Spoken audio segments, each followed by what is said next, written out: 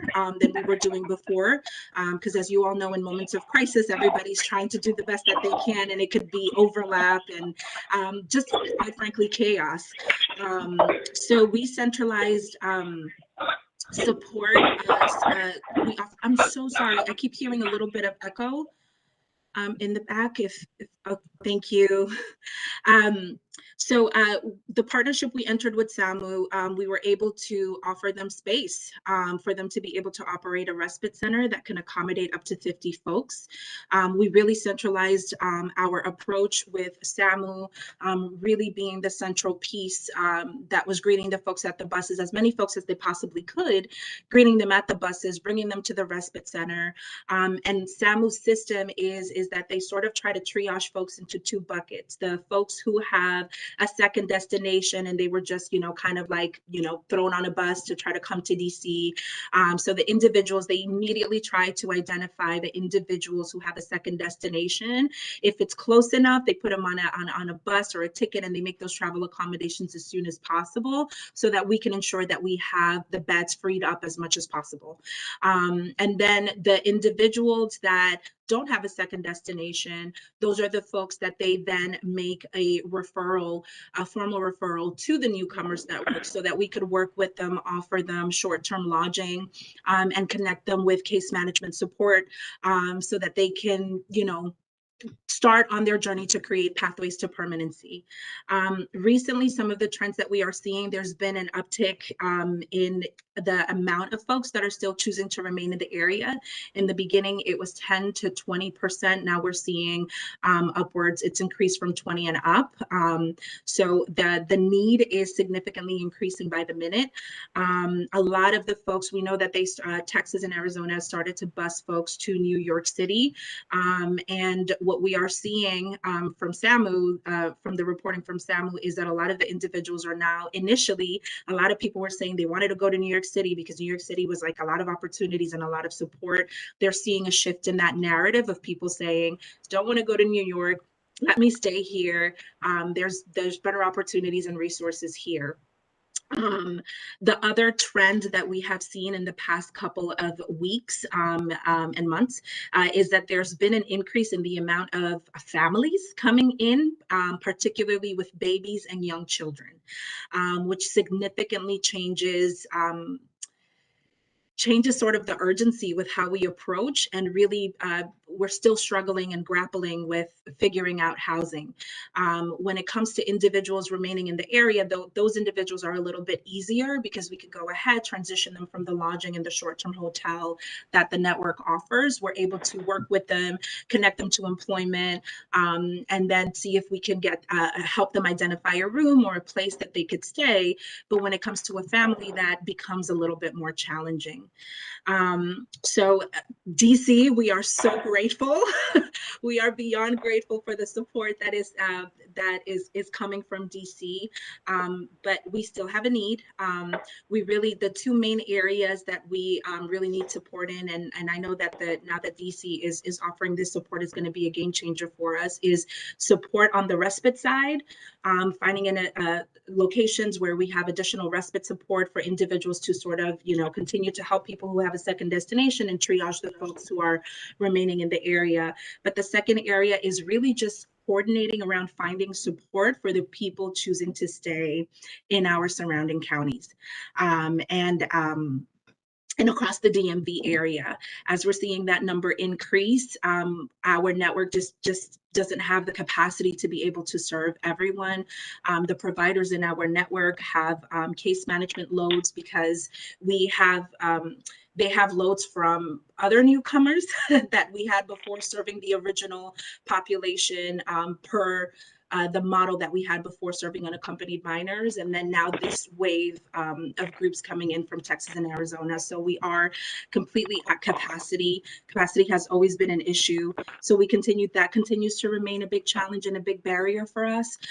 So one of the areas that we need support in is coming to the table and figuring out how we could collectively map out pathways for permanency for that particular subset of the population. Yeah, so I think that's in a nutshell. I don't want to be repetitive or take up too much time and say more than has already been said, but in a brief nutshell, that's sort of where a little bit of the background, some of the trends we're seeing, where we're at, and what our ongoing challenges continue to be. An Happy to answer informative, questions. what, yes, but what an informative presentation. Ms. Trivets, before you take on questions, I would like to give the District of Columbia Council member, Brianna Nadeau, an opportunity to present the resolution developed by the Region Forward Coalition and adopted by the Council of Governments Board in July. It is yours, my friend. Thank you, Chairman. As is often the case, you're going to get a little more than you bargained for with me today because I have some updates from the District of Columbia that are breaking. I do first want to acknowledge and thank colleagues in Montgomery County for leading the way here with the Respite Center in coordination with SAMU, and so many volunteers who have stepped up either through mutual aid or faith communities. We did a presentation in July before Region Forward, where we brought some more of these folks on board to talk about the situation on the ground. Since that time, we've learned a lot. You heard from both people prior to me, the situation is not letting up. So far, the district has received 7,000 migrants, and about 80% of them are single men, 20% family units. And while the majority of them do plan to go on to final destinations outside the region, we are currently facing the challenge of welcoming up to 200 single men and 50 families per month who wish to stay in the area. And so we need to continue our focus on encouraging migrants to move to their final destination. Just to clarify, for those who aren't experts on immigration, which is most of us, the folks coming here have legally crossed the border on humanitarian parole or have been granted asylum, and they're going through their process. They're required to regularly check in with ICE. They may have court dates scheduled, and they do have a sponsor, which is how they receive their humanitarian parole or asylum, which means they should have a place to go. And so for some people, that certainly will be in the region, and for some people it will not, and for others yet, what they put down on their application may not really be their final destination. For example, they could have put a human services agency there, like Catholic Charities.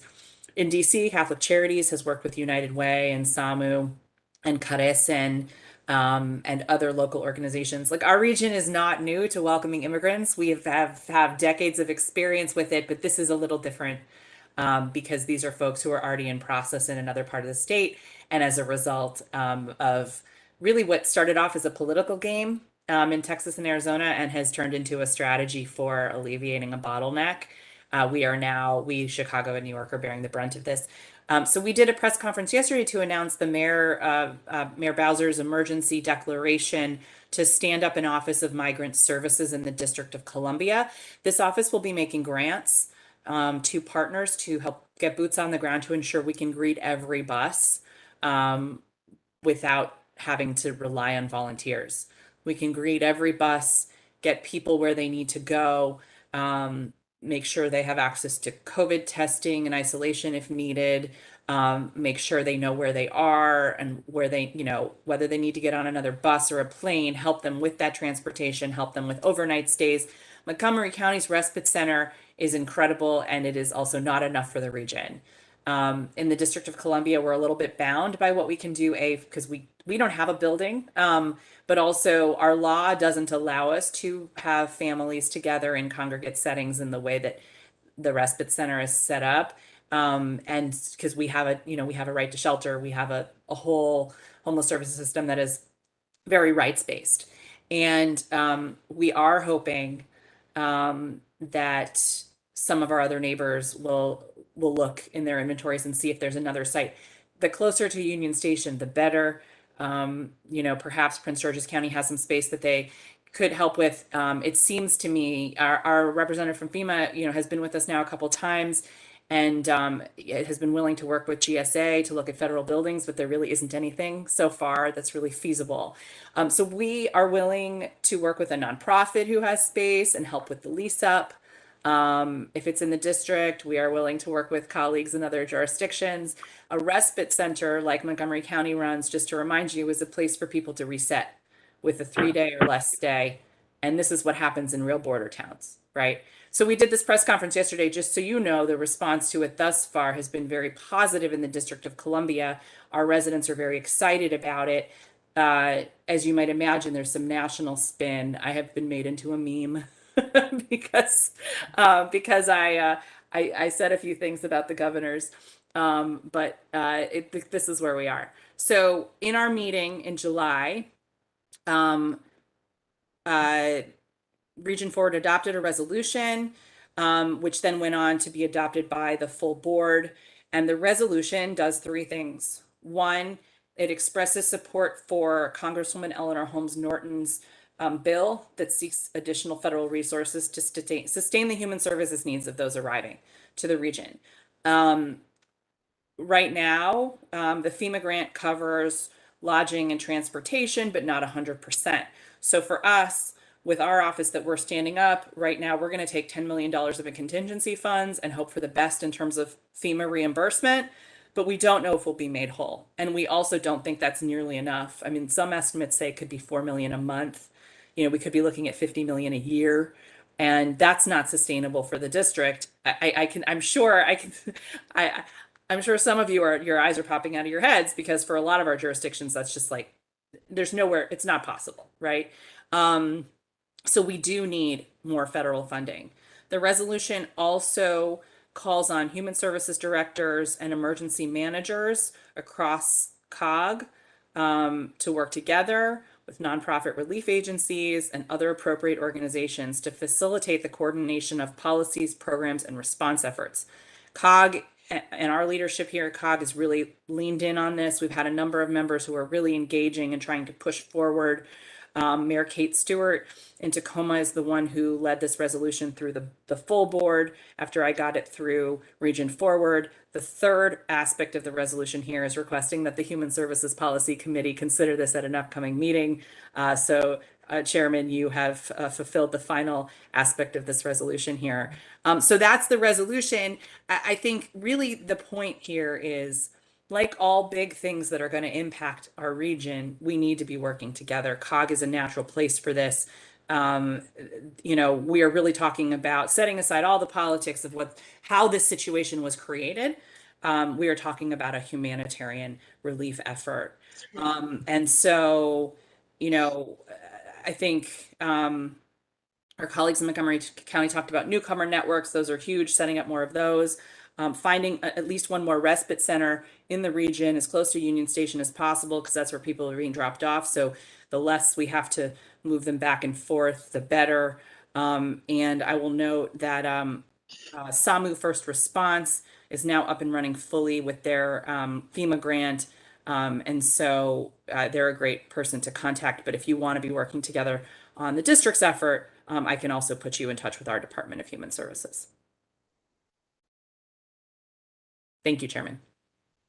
Thank you. When we go around to the regional responses, we have our Director for Social Services, Gloria Brown Burnett, and we also have Renee Pope on, and they will respond to your question, Council Member, when they speak.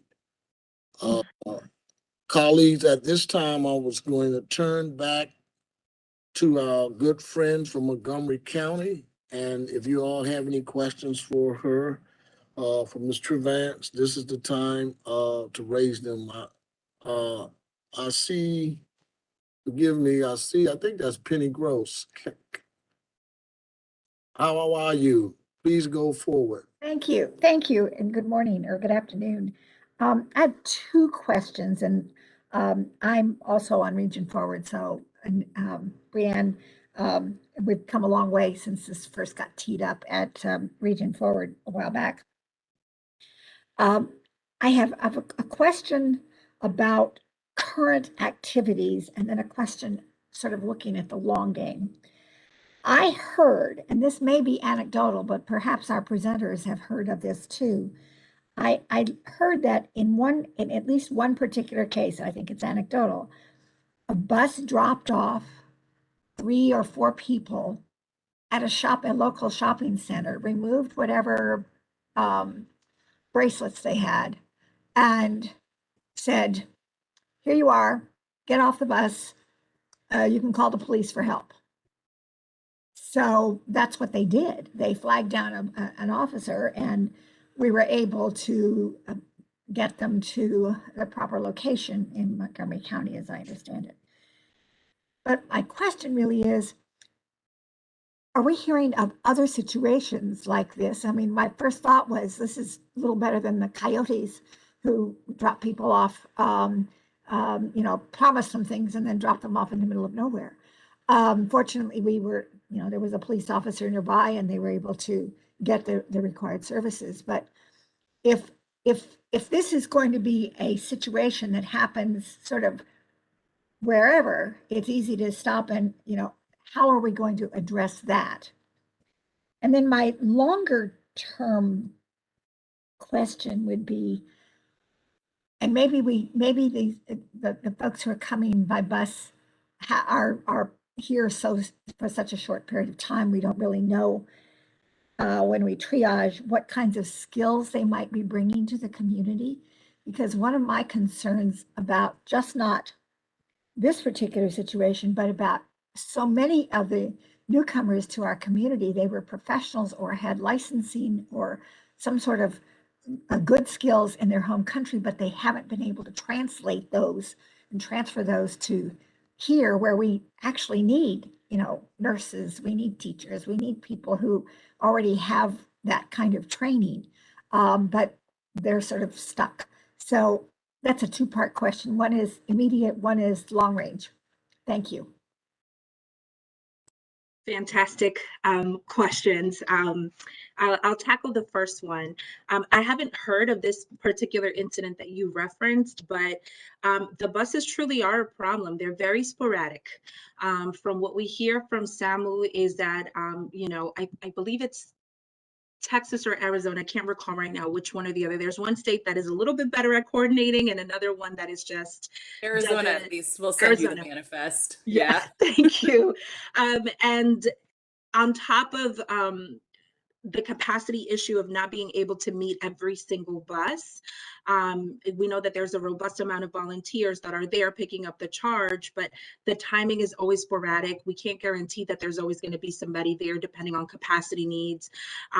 Also, the folks on the ground, there isn't a place where all of the volunteer organizations and everybody comes to the table. So there's a lot of miscommunications and just a bit of chaos there that I think we also should be mindful of. How could we organize and help bring everybody who's greeting the buses together so that we can pass on, improve communication and also avoid some of this overstepping or just, tensions that could possibly come up and that we have seen come up.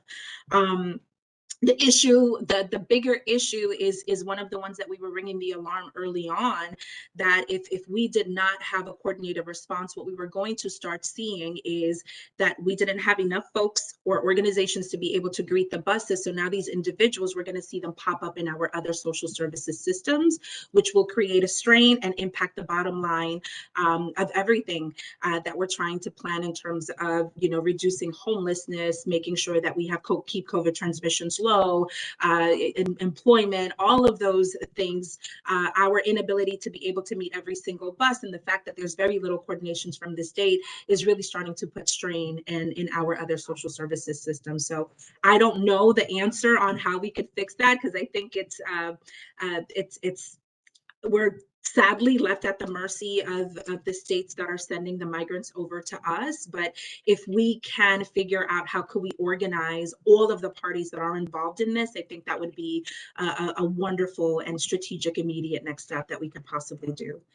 And in terms of your second question, that's a tough one, because the way the credentialism system in the United States is a little bit different. Folks have to obviously the legalities or what is considered. You're absolutely right. We have folks coming in, professionals coming in from their state, but that's sadly not recognized over here in the U.S. And that's a larger issue that I don't know that this group can necessarily address, but it is something we're going to have to grapple with and really get creative in terms when we start having the conversations about securing employment. And sadly, because the folks are undocumented, there isn't a lot that we are able to offer them. There isn't a lot of readily accessible opportunities for them, which makes it a lot harder to be able to transition people off of our queue so that we could serve new people. So I'm hoping that as we continue to have these conversations across all of our jurisdictions, that we can meaningfully come together to come up with some sort of collective strategy to address that together. Thank you. If I could follow up with another question on that, though. As you are greeting, as folks are being greeted and sort of triaged, and do you even ask about what their skills or what they did in their home countries? Is that a question that anybody asks, or is that something we should, Yeah. just because you're dealing with the emergency needs of food and shelter and whatever it is that they need, as the next step is just sort of lost. Absolutely. I don't know if that level of communication is happening at the respite center because it's really just trying to triage folks in and out as much as possible. When folks do get referred to the Newcomers Network, some sort of a conversation like that is had. But again, even if they tell us that they have the most sophisticated skill set, it's still very difficult because of their legal status to be able to connect them to employment. So. Councilmember Albornoz, I just don't know if there's anything else you want to add. Mr. Chairman, as I'm thinking of this, we might want to consider doing some sort of a summit on this issue with the various jurisdictions. To that point, just a couple of things to add. Dira said it so well, but the Biden administration is engaged in all of these conversations, and there has been some coordination through their offices early on to be able to lend support regionally. But just to connect a couple of dots, the situation on the border remains a crisis. I had the opportunity to visit McAllen, Texas last year and saw firsthand some of the respite centers that had been set up there at the time. Did I leave my water bottle? And it's ironic that those are, those needs are now being displaced here. And I want to go back to something that Councilmember Nadeau said. And she was spot on that this started out as a political stunt. Some of the first buses were actually told to drop off people in front of Fox News, their national bureau. But it has morphed into a convenient way for Arizona and Texas to offload some of their humanitarian challenges to other jurisdictions across the country. And it will take the Biden administration to help facilitate a coherent conversation on how we strategize, because it's in everyone's best interest for there to be coordination among states so that we are doing this in a way that reflects the reality of what's on the ground. Now, it's difficult to do that in the political environment that we are in, but there's going to have to be some executive leadership, because what we're talking about right now is regional coordination, but we need national coordination. And I know it's complex because it then morphs into immigration policy issues and legislative issues that have been a flummoxing issue for the country since 1984. But we have to have those conversations. And so I couldn't agree more that as a follow-up to this and on a parallel track, I think we should apply some regional pressure through COG, encouraging the Biden administration to facilitate that kind of a national conversation and coordination.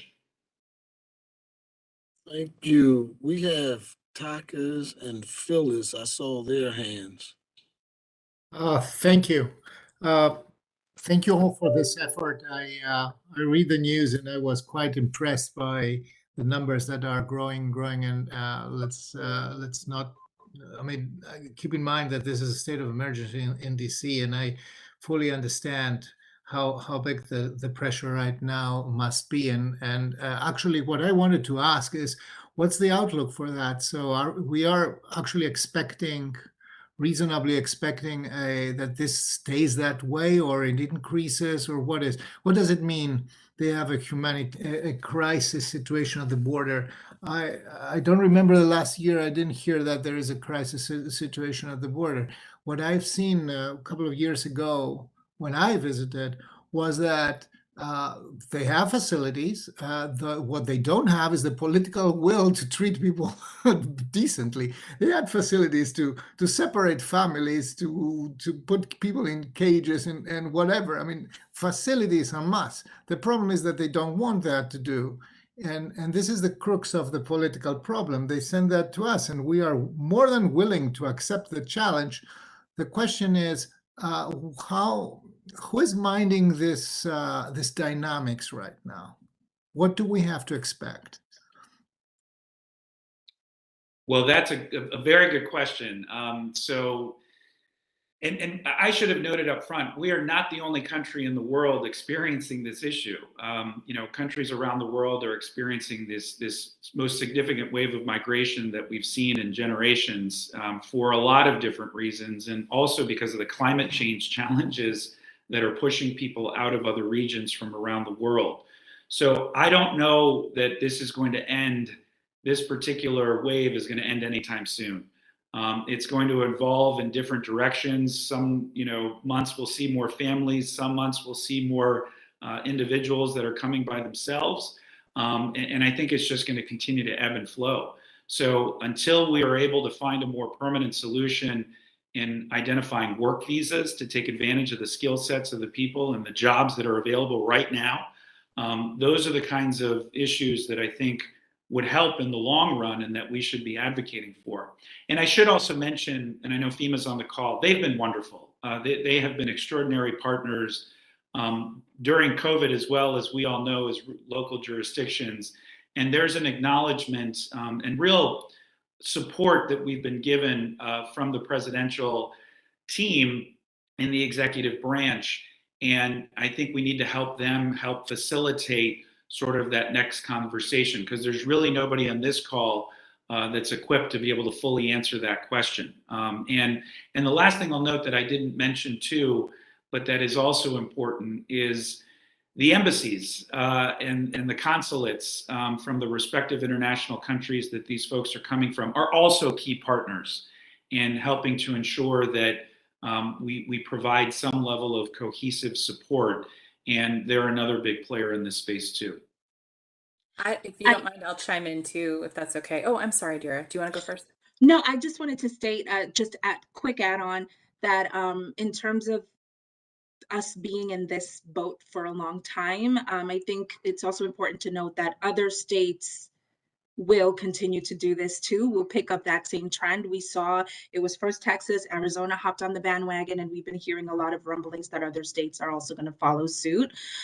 So I foresee this being something that we're going to be grappling with for a long time, and the need is going to ebb and flow, but most definitely it's a trend that's going to continue. Sorry. Thank you. Took the words out of my mouth. I'll add to that, it's evolved too, right? First, the buses were just coming to Washington. Now they're going to New York and Chicago as well. New York and DC are states that have a right to shelter. So one of the things that we're doing with our emergency legislation is protecting our right to shelter for our residents, which is really important. This committee has passed a regional compact to end homelessness, and we've worked really hard on that across the region for the past 8+ years. And so we need to make sure that that is upheld while we're also providing a humane response to those who are being bused here. But I do want to go back to one of my prior points and sort of put out there into the universe what I'd like to see happen if we could get a more coordinated federal response is, look, when folks come to this country on humanitarian parole, as I mentioned earlier, they have a sponsor. So there is somewhere they are supposed to be, right? And actually the idea of Texas and Arizona paying their bus fare is not a bad thing in general. But what we would want is for those states to help them with their bus fare to the place that they are meant to end up. Because in order for them to succeed in their immigration process, they need to participate in regular check-ins. And CBP and ICE need to know where to find them and where it makes sense for them to be doing their check-ins and all of that. And so we're in this region not as accustomed to that whole process. The border states are, they know this, they don't care.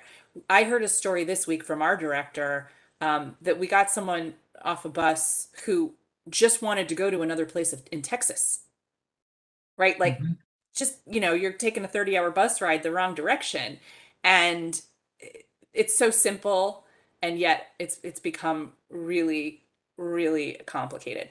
So if we could even get a little political capital at the federal level to work with these states to say, look, we get that having everybody stay in Texas and Arizona indefinitely is not good for your local ecosystem. It's also not good for the migrants, because they're supposed to be getting somewhere else. Why don't we work together to get them where they're supposed to go? So instead of that happening in Texas and Arizona, that's happening now wherever they're sending folks. That's what we're trying to coordinate, along with, whoever decides to stay here. And we'll be, I think, ultimately, if we all work together, able to serve the people who decide they want to stay. But, some of the things that attract people to our region are already established immigrant communities. Lots of Central Americans, Afghans. We don't have an established Venezuelan community in the district. I'm not sure about the region as a whole, and that is a large portion of who's coming now. So what would be smart coordination at the national level is, okay, where is there an established Venezuelan population? Is that where people want to go? But more or less, people are arriving with family they can go to. And so if we can get those buses to go where people want to go, or just tickets, giving them their tickets, and we can redirect the energy there. I will also say, it's Brianne, an election year, so you never know how long these governors are going to be in office. So there's that too. thank you. Oh, Phyllis? Thank you. Thank you, Mr. Hawkins. So we're using a lot of different words interchangeably, and I need to understand if that's purposeful or not. And I say that's because Loudoun County has had a location for asylum seekers for quite a few months now. And it's gone very, very well. People pass through here. And we're working with Operation Allied Welcomed with the United States, with the government, and it's gone very well. And we've got a lot of assistance. In fact, I have a weekly phone call with Operations Allied Welcome and FEMA. So the word asylum seekers and the word migrants and the word immigrants are all being used interchangeably in this phone call, in this meeting. And from all that I've learned over the past months, they're not the same thing by a large amount.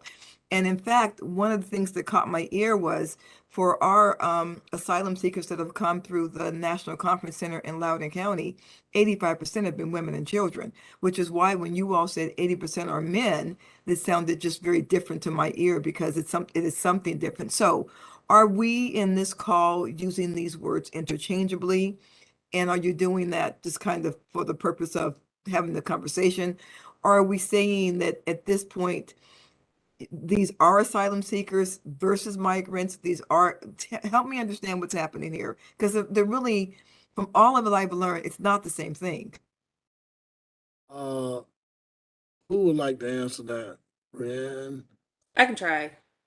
I would love to know, Phyllis, too, more about that program, because I wasn't aware of it, and it's great to know. You can look at it's called Operations Allied Welcome. You can look on Great. just Google it. So worth noting, I will Google it. It's worth noting that our region has always had incoming asylum seekers, right? And so there's a natural flow there. The difference here is that those who are seeking asylum and have crossed the southern border have not been part of that until now. And the numbers that are coming are overwhelming. So I guess the distinction I was making, the migrant buses is what they're being called, by the media. But the distinction I'm trying to make, which I think is important, is these are folks who have legally immigrated, legally crossed the border. We're not talking about folks who have come and are undocumented, in which case we have a different set of challenges. So I completely agree with that, and that is correct. So for the purpose of these conversations, though, I think it's important to know if these are people who are seeking permanent asylum, are hoping to go back one day because if they have a safer situation they can go back to, because legally these are different terms. And I think especially for our organization, for any subcommittee of COG, we need to use the right terms, whatever they may be and for whatever reasons. And I understand this very well. I've been doing this for months in Loudoun County, months and months in Loudoun County. But I do think it's really important that we use the correct terms at this point so that we all know what we're talking about. And when we are talking to any other organizations or the media or whomever, we're on the same page. I totally agree with what you're saying. I just want to know what we're trying to say legally and formally. I think the truth is we don't have a ton of information about who's coming, but thus far, many of them are seeking asylum. Most of them are coming through on humanitarian parole, and usually that means that they will ultimately seek asylum and be staying here. Okay. Thank you. Mhm. And thank you for all that you guys are doing.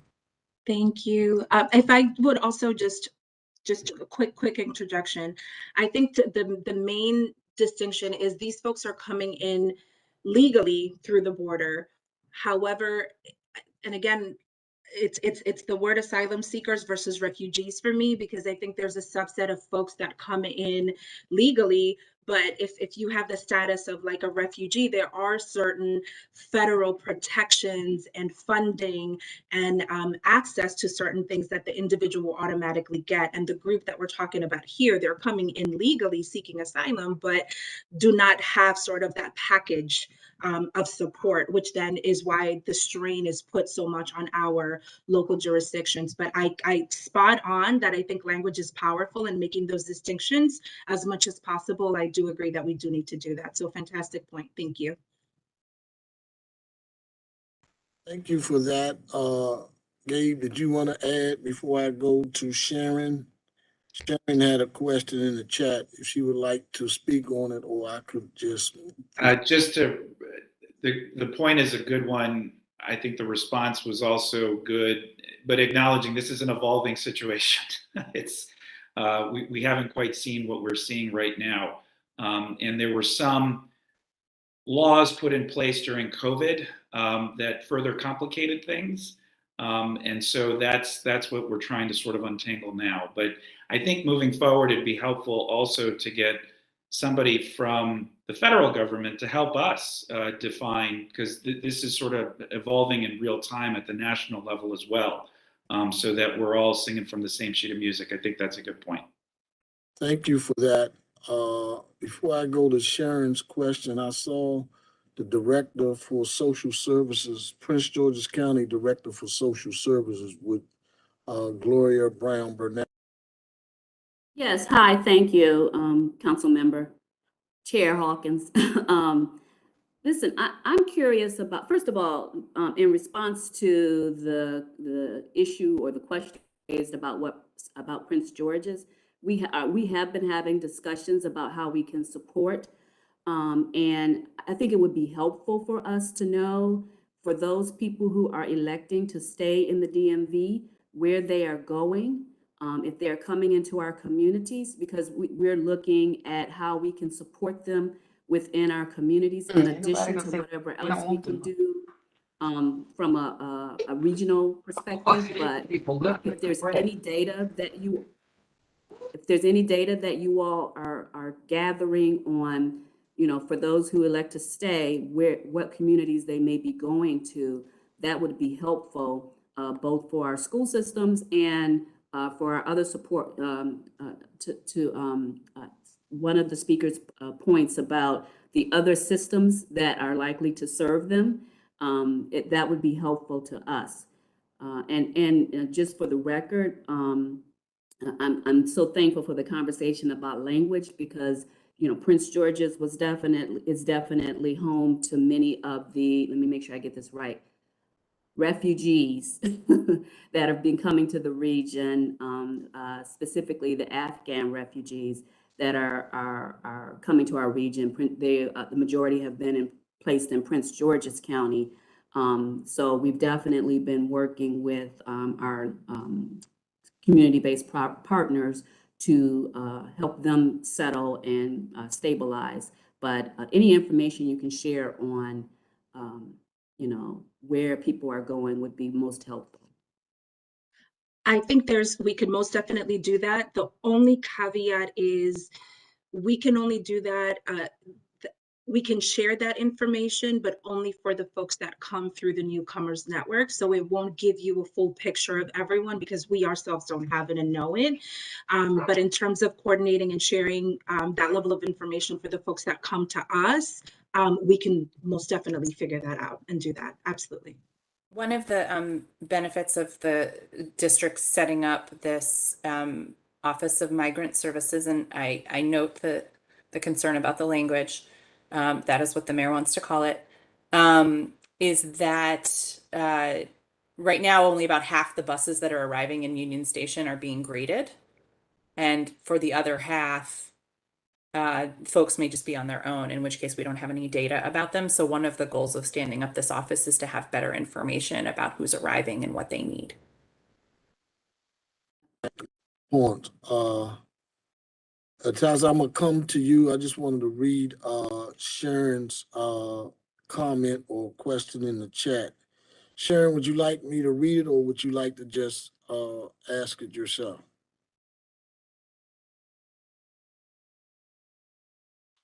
Sharon wrote, "Good afternoon. Is there a process for data collection and tracking disposition, i.e. temporary shelter, move on, united with family and or sponsors, etc.?" Jennifer, did I read that properly? You did, and Sharon, you're on mute, so we weren't able to hear you. Oh, Sharon, please go ahead. Can you hear me now? Yes. With the barking Yes. dog in the background? You're good. What I was wondering is whether there's a data system or a systematic way of tracking folks and knowing where they go within the jurisdictions, or if they've moved on someplace else, and who's been reunited with families or sponsors. You know, is there a way that we're tracking over time, assuming that folks are going to be in the systems temporarily, but it may be a long temporary period of time, so that we know where they are? Because I think the worst thing is, you know, when you see on the news families sleeping on the sidewalks, or, you know, these may be the exceptions, but it's really important just to keep track of where folks are and make sure they don't fall off a cliff someplace. So for us, that level of information for the people, so there's two parties here, right? There's SAMU First Response, and they're the ones greeting people at the buses. Then there's they're doing their own data collection. And I think that's a conversation we would have to pull them into to see what they could possibly share with us. So I can't speak on their behalf. For us in the Newcomers Network, for the people who are referred to us, we are collecting that information. And we can most definitely coordinate with other jurisdictions to try to say, hey, X number of individuals, we were able to secure a room in that area. We just want to make sure and probably figure out how we could do a nice warm handoff. But then the other third piece is all of the other CBOs that are working with people. So I think we have different sources that are touching these individuals, and we don't know how they're collecting or tracking this information, which I think brings me back to an earlier point that I made. If we could also figure out how we coordinate and bring everybody together in a cohesive way who's working with this population, I think that would be very beneficial, and will help us get access to some of that information in a coordinated way. Are there any other individuals who would like to respond to that before we have, although we have our illustrious Chuck Bean with us, I was going to ask his deputy, Tom, did he want to say anything relative to what we're talking about now? Tom Gates.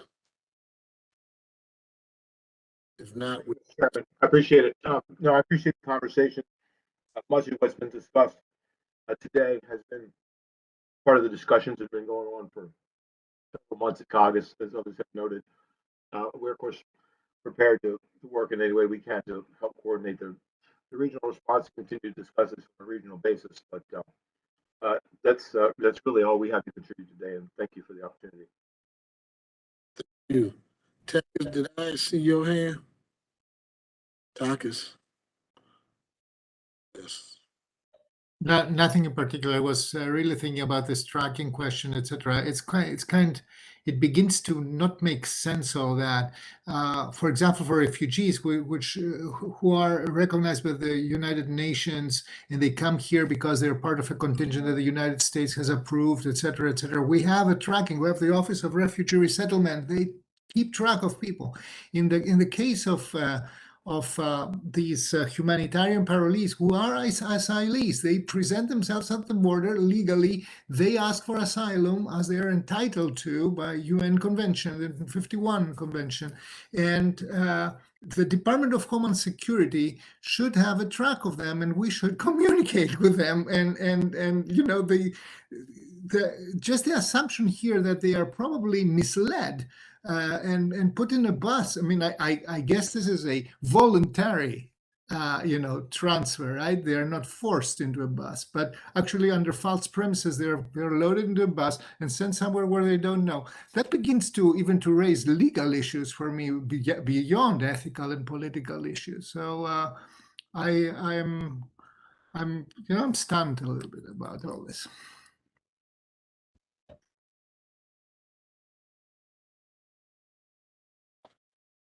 At this time, colleagues, unless some of you have, I see Chuck's hand.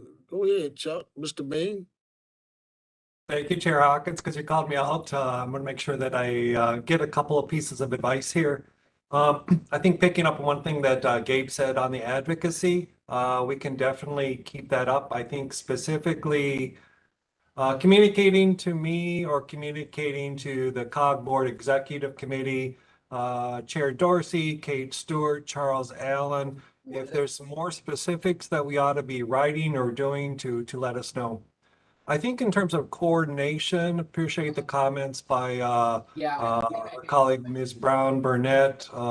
Thank you, Ms. Treadvance. Really appreciate your very astute comments. Where I'm going with this is, I think comments for elevating this and coordinating this, I think the right place might be with the Human Services Directors. And I think the Human Services Directors have met, but I think pointing to if it's coordination and trying to make the connections across jurisdictions with community-based organizations or others, I think asking your Human Services Directors to more specific questions. I think I'm responding in part to Penny's question, what might be the best steps? I think the acupuncture chart is direct your comments to your Human Services Directors when they show up with our coordination here. That's an appropriate place.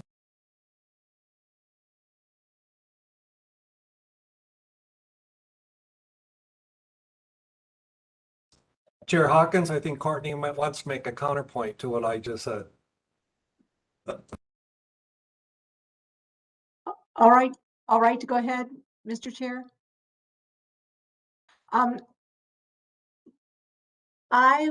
think Prince William County would prefer if requests went through emergency management. And then we can all gather and decide our response. So if a request were to be made of me, that's what I would do. I would gather our emergency management. So, I mean, it can go either way, but that would be Prince William County's preferred way of requesting help or talking.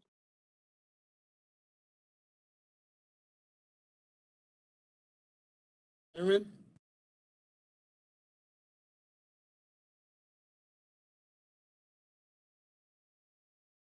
I think you on mute. Okay, sorry. Can you hear me now? Yes. Okay.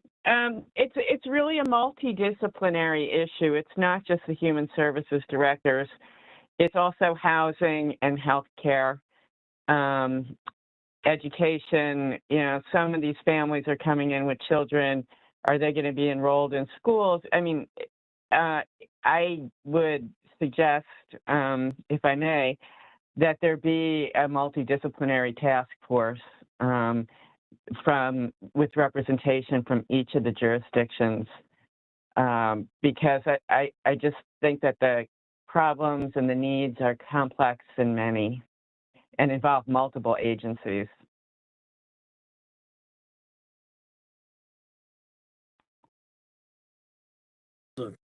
Any comments on that, or Sharon, was that just a comment? It was just a comment. It always concerns me when you start pushing things into one area, because people in that area don't necessarily have the expertise in other areas or the connections to the community-based organizations that need to be engaged. Okay, thank you. From my colleagues from Virginia, any other comments on your Health and Human Services initiatives? Then we'll go to the District of Columbia. Did I miss anyone before we start our regional responses? I don't see any hands. So anyone from Virginia want to start?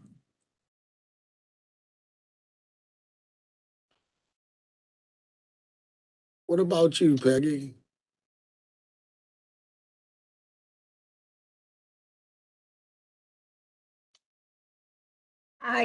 Thank you, Mr. Chairman. I don't really have a lot to share on the initiatives.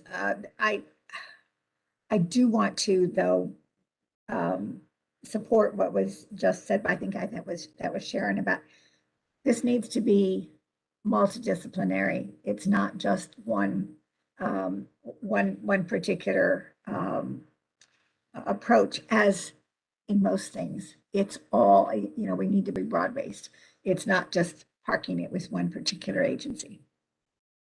But I will say that one of the things that we've been working on in Fairfax County, and I don't know if there actually has been a date set for the White House Conference on Hunger, but we've been doing a lot of work on hunger, and it's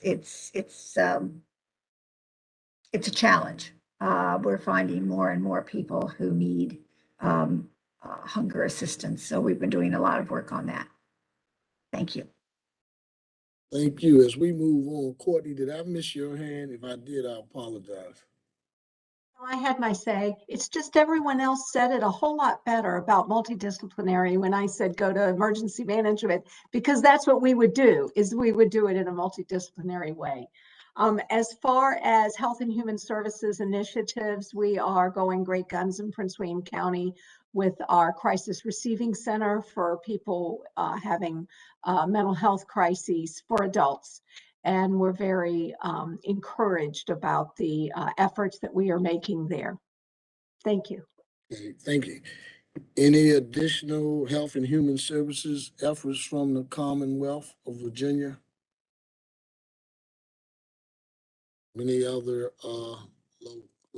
locales? Jennifer, am I missing anyone? I don't see any hands.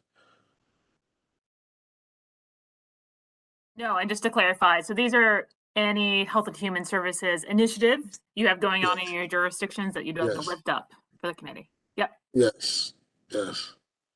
Before I leave the Commonwealth of Virginia and go to the District of Columbia, going once, going twice. Thank you all. District of Columbia. I'm not sure if I have other colleagues here, but obviously the big one is the announcement yesterday to set up the Office of Migrant Services.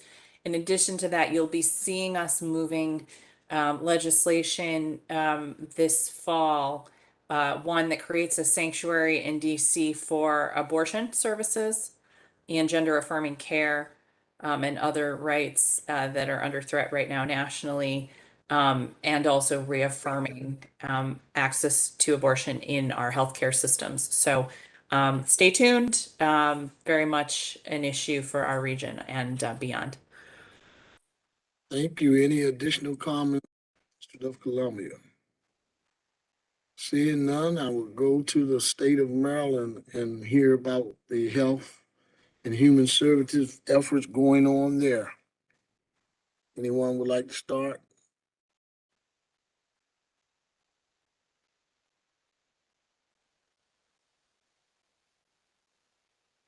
So this is Gloria Brown Burnett with Prince George's County, and I welcome my staff that are on the call, Renee Pope and Jay Summerlot, to jump in. But we recently opened behavioral health services for children up to beginning at age 4. And we're excited about that, expanding our behavioral health portfolio in Prince George's County, both outpatient and inpatient beds. We're also working closely with law enforcement and the county exec's office on the enforcement of the curfew that's beginning tonight. Social services will work with law enforcement when we identify youth whose parents or guardians cannot be located. And so our goal is to offer resources to the family, both through our staff that we have placed in a number of schools in Prince George's County, as well as through our family preservation services on our child welfare side. So we'll see how this weekend goes. And this is a plane we're building while we're flying. So, more to come on that. Renee, Jay, is there anything that I've left out that you all want the group to know about? Thanks, Gloria. I think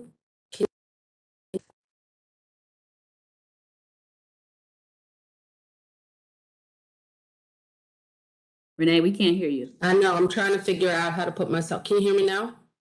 Yes. Okay. All right.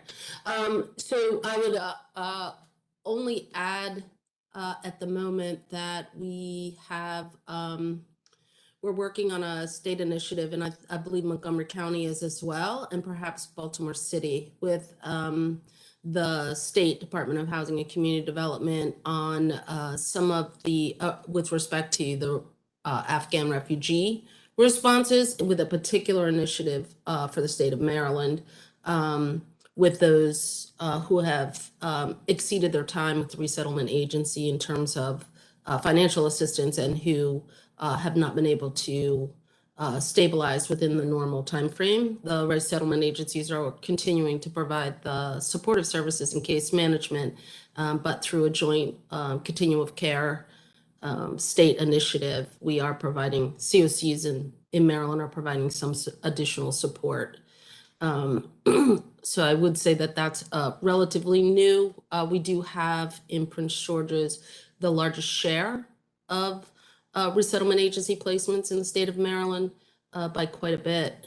And so this is a really good opportunity for us to have some lessons learned in addition to what we are or will be seeing as a result of some of the other initiatives that are being executed by governors in other places in our country. And then I would say that we have, the only thing I would add is on the youth side of the system with respect to homeless responses, I would say that I think in the district as well, have youth homeless demonstration project initiatives that have launched over the course of the last 12 months. And so we're seeing some new initiatives really focused on targeted on unaccompanied youth who are experiencing homelessness. And in Maryland, we have the tuition waiver now. So we're really working with universities across Maryland to guide, coach, and inform their practices for connecting youth to the Maryland tuition waiver that allows homeless youth also to have some supports in going to college. So we're seeing some increases now in some of our youth taking advantage of that tuition waiver. So that's been fairly significant. And we also have a minor right to consent now to shelter. So in Maryland, the homeless shelters can accept a minor if the minor is on their own and self-reports to a shelter without any legal implications. So that's really streamlining our ability to provide safe spaces for young people. Those would be the ones that came to mind that would probably be of interest regionally. Renee, on the tuition waiver, that includes trade schools as well, right? Not just college? That is correct. Okay, just wanted to make sure. Are there any additional health and human services efforts from the state of Maryland representatives on this call? My lights went out. Seeing none, is there anyone that may want to say something before I ask for a motion to adjourn? And by the way, our next meeting falls on Veterans Day. You will receive a notification responding to that and the adjustment we're making. Jennifer, did I miss anything before I take a motion to adjourn? And we don't even need a motion to adjourn, so making it easy for you. But no, Okay. hope everyone has a wonderful weekend. Thank you all, and thanks for your time and attention. And Chuck, thank you for being with us this afternoon. Thank you, sir. Take care, everyone. Thank Bye. you. Bye, everyone.